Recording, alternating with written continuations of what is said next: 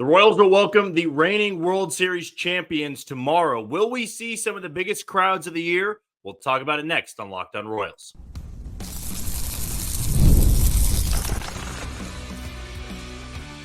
You are Locked On Royals, your daily Kansas City Royals podcast. Part of the Locked On Podcast Network, your team every day. You are tuned into another edition of Locked On Royals on the Locked On Podcast Network. As always, I am your host, Jack Johnson, and you can find me on Twitter or X at JohnnyJ_15. That's at JOHNYJ_15. You also can catch us on wherever you get your podcasts: Spotify, Apple Podcasts, Amazon Music, Google Podcasts, Odyssey, and we're on YouTube. Just be sure to hit the follow button and subscribe. If you are a first-time listener and you want to know a little bit more about me, I'm based here in Kansas City. I work over 10 WB. I do some co-hosting, some producing, and some hosting as well. I guess I should say I lost my train of thought there, but do some hosting as well, usually during the nighttime hours, but can't really miss me over there. I'm on a lot during the day. And of course, when you come to this podcast, when you click on this link, you are getting nonstop Royals baseball talk. Today's show is brought to you by Monopoly Go, one of the hottest new mobile games out there. If you are a Monopoly freak, this is the perfect game for you. You can play on any of the boards. You can play with anybody in the world. You can play with your friends. Check it out in the leaderboard. Go and download it today. It's on either the Google Play or the App Store. Very, very easy to find. It is an off day. The Royals play till tomorrow night when they welcome the reigning world champs, the Texas Rangers, to Kauffman Stadium. Then they won't see them again until, I believe, July, if I'm not mistaken. I think it is a July series in the first half. I would need to go double check on that. But they get them for 3 Friday, Saturday, Sunday. Then they're going to get the Milwaukee Brewers Monday, Tuesday, Wednesday before heading off to Anaheim to take on the Angels for a 4-game set next week. But of course, that's getting far too ahead of ourselves there. And you need to be focusing on what's next for this team. The Royals now 19-13 take on a Rangers team that is also 500 or above 500, and a team that still returned a lot from their World Series group last year. You got to worry about their duo up the middle in Marcus Semien and Corey Seager. You got to worry about Nate Lowe at first base, one of their hottest hitters, Adolis Garcia. And I would say a pretty good pitching staff. They're going to see Michael Lorenzen on Friday night. They're going to see Dr. Dane Dunning on Saturday, and they're going to see John Gray on Sunday. But what I wanted to kick off the show with is not so much about the Rangers and a preview of them. That'll happen in segment number 3. And it's not even about the Royals team itself. I'm not going to be identifying numbers and stats or ERA, batting average, not doing any of that in the first segment. What I wanted to talk about was strictly the crowds that we may see starting tomorrow. Now, unfortunately, I am going to be out of town. It pains me that I'm not going to be at this series. I will be out there, I think, twice for the Milwaukee series. So I'll be back out at Kauffman Stadium, sooner rather than later.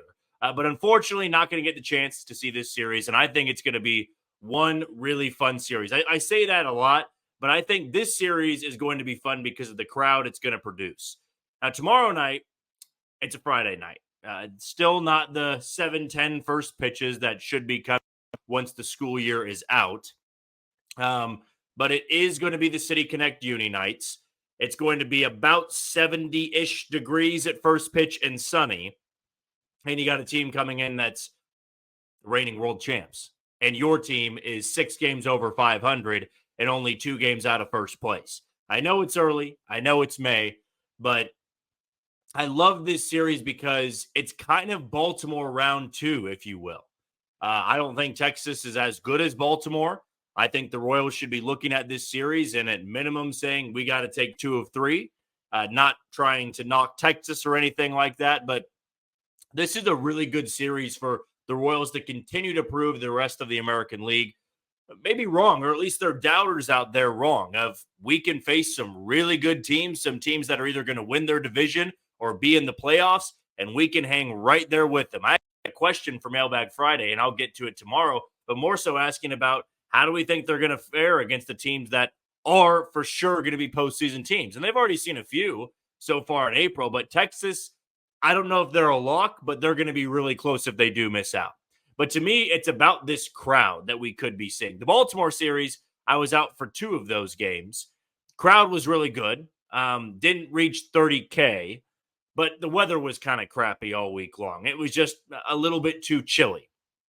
This weekend, I think there might be some scattered storms on Saturday and Sunday, but Friday night about as perfect as it could be for a baseball game, or at least what the radar's showing right now. It was dumping and pouring in Kansas City earlier this afternoon, so hopefully you get all that out of the way, and tomorrow won't have any issues.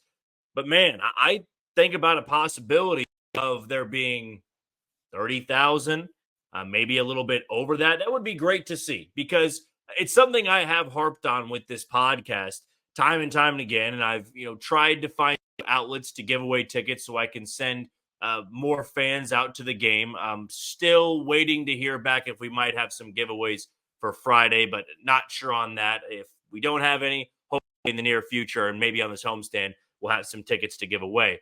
But this is one of those series that I feel like, kind of like with the Baltimore one, the team can show where they're at, but I think the fan base can show where they're at as well in terms of the overall support. I mean, I've been trying to preach over and over again, this is a team that will be fun to embrace if you're willing to embrace them. And I'm not trying to be a mouthpiece and say that everything is all fine and dandy and through the thick and thin, you got to be positive. I'm not saying any of that. But this team is playing good baseball right now, really good baseball. And they just won back-to-back games in Toronto. A very impressive series. The only game they lost was a spot start from somebody they'd called up in AAA, and Jonathan Bowen, of course. But the last two, thought they won pretty comfortably. They outscored the Blue Jays 10-2 in the final two games, and now they're coming back home, and you got Brady Singer on the bump for game one. You got Michael Wacha for game two, and then who knows on game three. Maybe they pull somebody from Omaha again. Maybe they go with an opener. I think that'll be based off of how taxed the bullpen is in game one and game two. If it's not taxed, I could see them going with Matt Sauer as an opener or Angel Serpa as an opener and trying to piece it together from that point on. Or they could pull somebody up like Anthony Veneziano or Daniel Lynch, a lefty, to give a different angle in that Sunday game. But this is more so about what we could see Friday and Saturday night. Saturday night is Star Wars night. Even when the Royals aren't good, that's a big draw for the fan base. And then you're going to have good weather mixed in. You got a really good team coming in, and your team is playing very well. And the reason I wanted to make this a talking point, at least in Thursday's episode, and we might touch on it a little bit more tomorrow, was because I don't think the fan base needs to wait long to support this team or to be fearful of a collapse. And I think we did touch on that a little bit yesterday. It's fine to be, cautious about your optimism. It's fine to be cautious about how much you want to buy into what they're doing. But I would say in these moments right now, this is the fun part about a season, right? It's early on. There's still a lot of hope for the season. There's still a long ways to go, but they're playing great baseball. They've got a great opponent coming in. To pack Kauffman Stadium this week, and I think would go a long way. A long way of putting this baseball franchise back on the map as well. Because I think anytime you pack your stadium, you're showing the visitor, you're showing the opponent, wow, they really support their team here. They are a place you like to, come and visit when you're a road team. They're a beautiful looking stadium, and I would say a very good homey feel, if you will. I'm kind of struggling over the words here to figure out exactly what I want to say. But I would say when you have visitors come to Kauffman Stadium, you want them to not just acknowledge how great the ballpark is, but acknowledge how passionate the fan base is. Because the Royals have been a talking point, at least for the first part of 2024. They've been on MLB Network. They're being posted about on social media, MLB account, and every once in a while on ESPN's account, or at least one of the affiliates of the ESPN accounts. And you probably have other fan bases taking notice and going, I remember when the Royals were in the midst of their incredible runs. They're taking over the All-Star voting. They're packing Kauffman Stadium. The place just looked great. It was a scenic stadium. And then when you pack the stands, it makes it all the better. I mean, the Rangers, they've got some Royals ties and Chris Young and Dayton Moore. I'm sure it'd be cool for them to see. Now, in just 1 year, where this team is at. And I do think it's important to have that support. It would be a little bit disappointing to see this fan base only, show out for 20,000 or 21,000. Now, let me be very clear. As I stated at the beginning of this, I'm out of town. I can't be there. So I'm not going to say you're a bad fan if you don't go. But in terms of me just watching on TV, and I'm sure for a lot of people who can't make it, you're going to want to see on TV the lower bowl pretty much full, the crowd's loud, they're engaged, and to show the support for a team I truly believe deserves the support right now.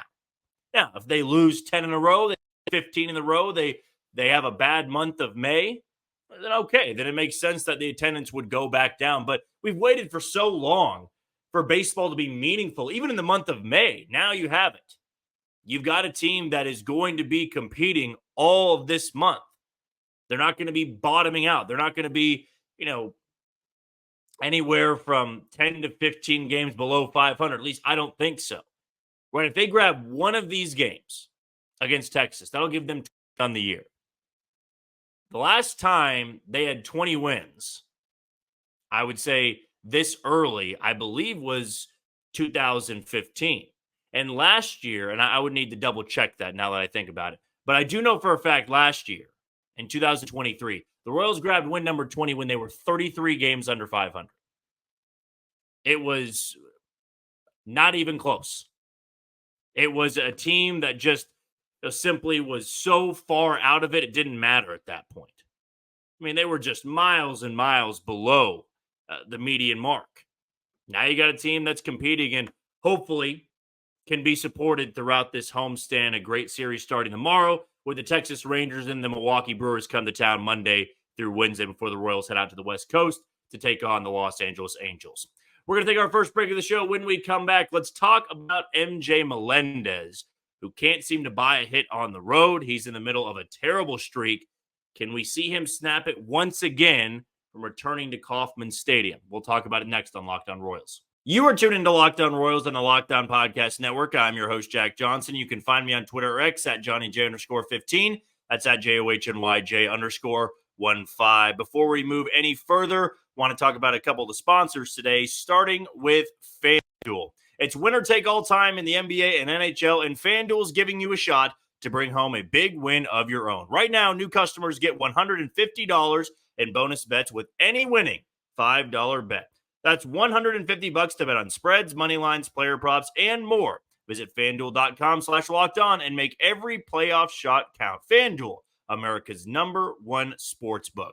We also want to give a shout out to our title sponsor today and one of the hottest mobile games out there in Monopoly Go. Monopoly Go feels new and exciting every day with constantly changing tournaments and challenges. A ton include their own unique mini games, like digging for treasure and much, much more. There's always new timed events that help you win big, like massive multipliers for everything you win or rent frenzies. There's always something fun to discover in Monopoly Go. So get off the bench and go download it now, free on Google Play or the App Store. Game on with Monopoly Go. Well, when the Royals return home tomorrow, they are already home at that point, we're going to be looking at this lineup again. We're going to be looking at this offense and some of the guys that are in a slump, and more than just a mild slump, more than just a bad slump at that.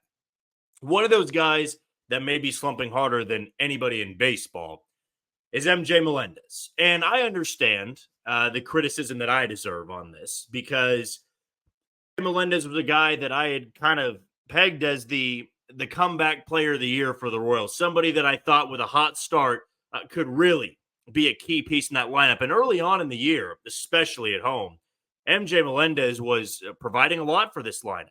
You know, he was one of the guys you could count on when he came up to the plate, whether runners were in scoring position or he just needed to keep the line moving. But at this point, now with his average dwindling down to, I think, 173, you start to wonder with MJ Melendez. You really start to wonder the type of player that he can become. Now, he's not the only one that is just catastrophically slumping. Nelson Velasquez is another. Hunter Renfroe is another. Vinny Pasquantino was going through it, now seems to have snapped out of it a little bit. Michael Garcia was going through it. He's since snapped out of it over the last 11 games or so.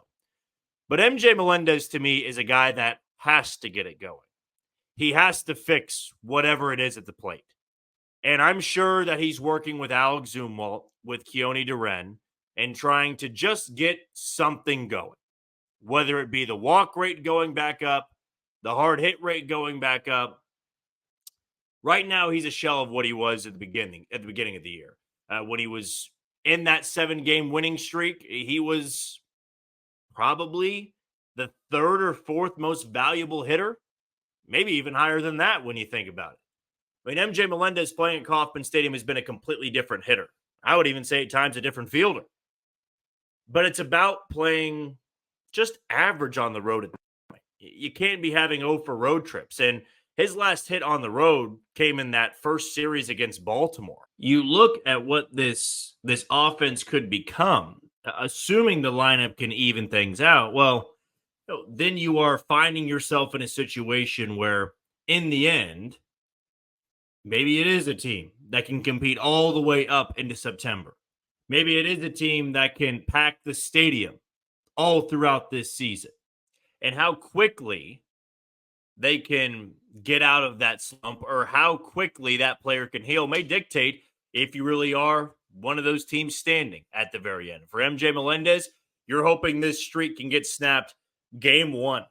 You're hoping that game 1 can be smooth and easy for the left fielder, that he can have a multi-hit game. He can have a clutch hit late in the game. He can have a ball that leaves the yard by 100 or 150 feet. Now, you're hoping for stuff like that. That doesn't mean everything will be fixed, but we've seen Maikel Garcia and Kyle Isbell hit the long ball, and then all of a sudden, they see more hits start falling in. Maybe the same can be for MJ Melendez. Maybe it is not meant to be, though, and this streak is going to go on just a little bit longer.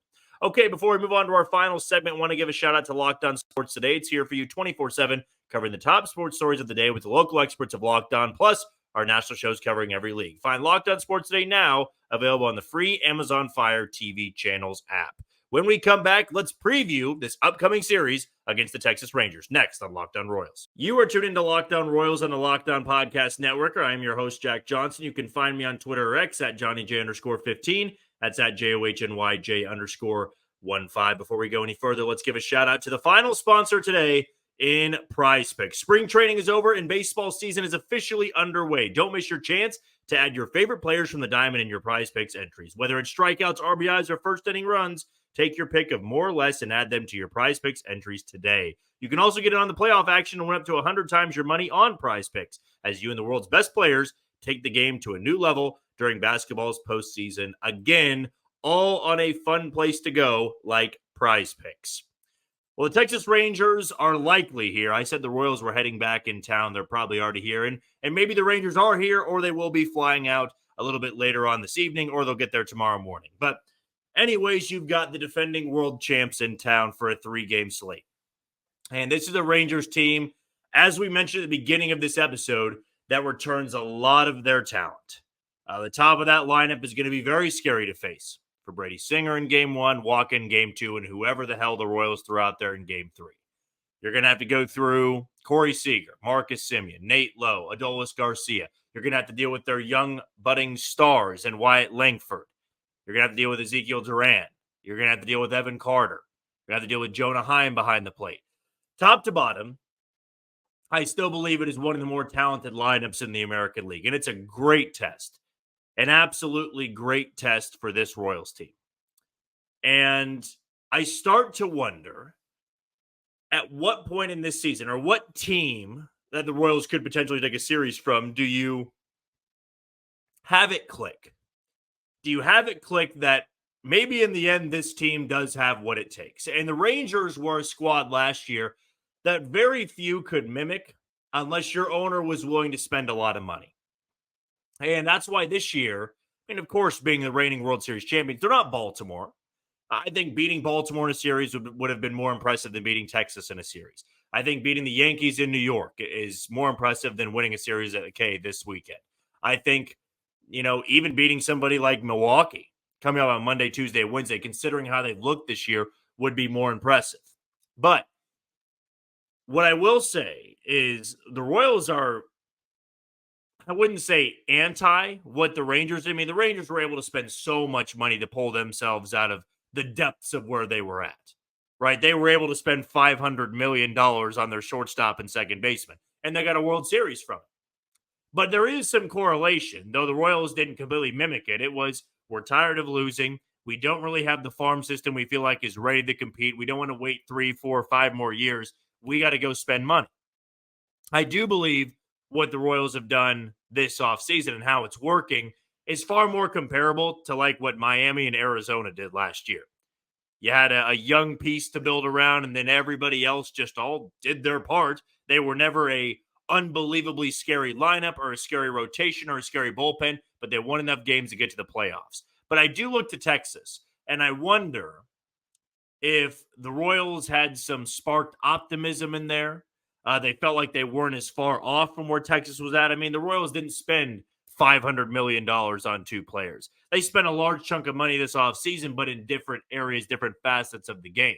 And for Texas, it does kind of feel like, they sold, not legitimately, but they sold their soul for a World Series. And I think a lot of teams would do that.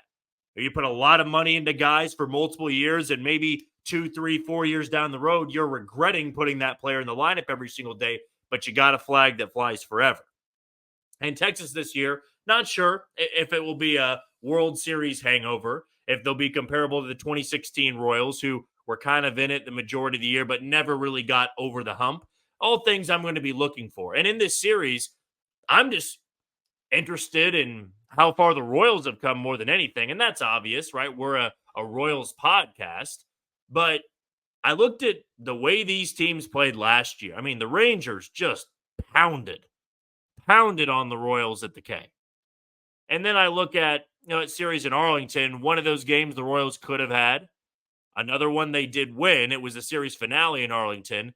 But other than that, I mean, the last couple of years, Texas has always had the number of the Royals. And this is that first chance against pretty much the same team to showcase how far you've come. Just how good this 19-13 start is. I mean, Brady Singer's going to have his work cut out for them. This is not a lineup that you can just make a couple mistakes here and there, but they're not going to hit it hard in play, or they're not going to, put it in the gap. This is a lineup that if you make mistakes early on, they can run you out of there by the third inning. I mean, Brady Singer's done a good job of late of just not collapsing in certain spots. He could have collapsed in that Detroit start, but he got through 5 innings and gave up 1 run. It was good enough by my standards for Brady Singer as a 4-starter. And in this game against Texas tomorrow night, I mean, your start may be dictated based off of how you fare against the top 5 guys. I mean, the top 5 guys are some of the best and scariest hitters in the American League. When you look at Corey Seager and Marcus Semien, not so much this year, but I would say track record-wise, I mean, man, Seager and Semien, 1-2 punch at the top is about as lethal as you can get. Then you got to deal with Nate Lowe, who's hitting over 320. Then you got to deal with Adolis Garcia, who's a postseason folklore hero now. And the bottom of the lineup, you're still dealing with top prospects. So not as loaded as Baltimore. It's not. There is some weak points in the lineup. More so for inexperience, I would say, and more so for lack of productivity just as a starter, I would say. I mean, most of the guys that you're going to see tomorrow night have been starting the majority of the year, but I would say the top half of the lineup, because of their longevity in the league, because of what they've done in the postseason, you don't really look at their batting average. You don't look at their overall numbers maybe this year. You just know the type of player they can be, and they could burn you at any given time.